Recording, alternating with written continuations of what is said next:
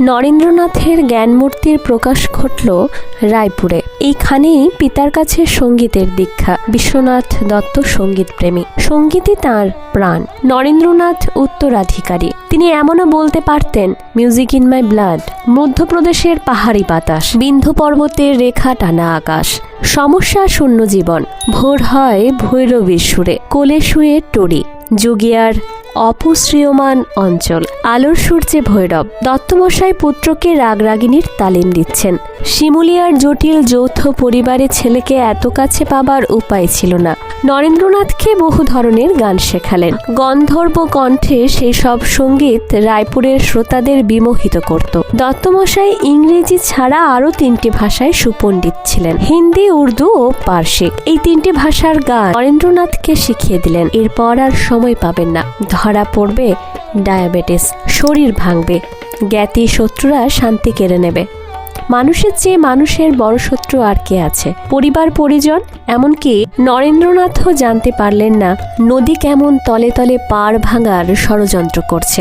রায়পুর তাঁর জীবনের শ্রেষ্ঠ সময়, সোনার পাতায় স্বপ্নের দিন। বিশ্বনাথ দত্তের ভেতরে সায়েবি ভাব ছিল। বাইবেল পড়তেন, বিলিতি পোশাক পরতেন, ধর্মমতে উদার ভাবাপন্ন। সব ধর্মেই ভগবান সূর্যের সপ্তকিরণ।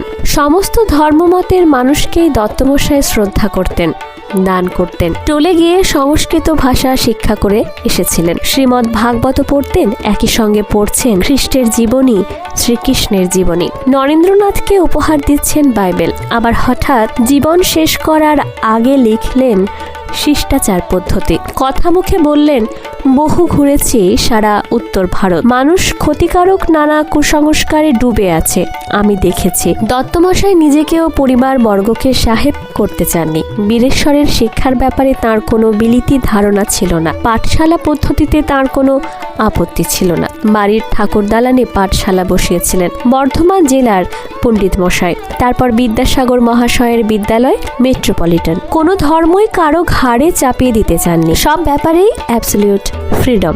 শুধু একটা কথা, অন্ধকার থেকে আলোতে এসো, অসভ্যতা থেকে সভ্যতায়। সভ্যতার কেতাব তোমার চরিত্র, ভব্যতায় তার ভূষণ। নরেন্দ্রনাথ যদি শ্রীরামকৃষ্ণের সংস্পর্শে না আসতেন তাহলে কি হতো? হয় তিনি ব্রাহ্ম ধর্মের প্রচারক হতেন, না হয় ইংল্যান্ডে গিয়ে ব্যারিস্টার হতেন, পাক্কা সাহেব। ছাত্র জীবনে নরেন্দ্রনাথের ইংল্যান্ড গিয়ে আইন পড়বার ইচ্ছে ছিল। পিতাও নরেন্দ্রনাথের আইন শিক্ষা ইংল্যান্ডে সমাপ্ত করার উচ্চাকাঙ্ক্ষা সমর্থন করতেন। কিন্তু পিতৃদেবের অকস্মাৎ মৃত্যু হওয়ায় সমস্ত পরিকল্পনা বানচাল হয়।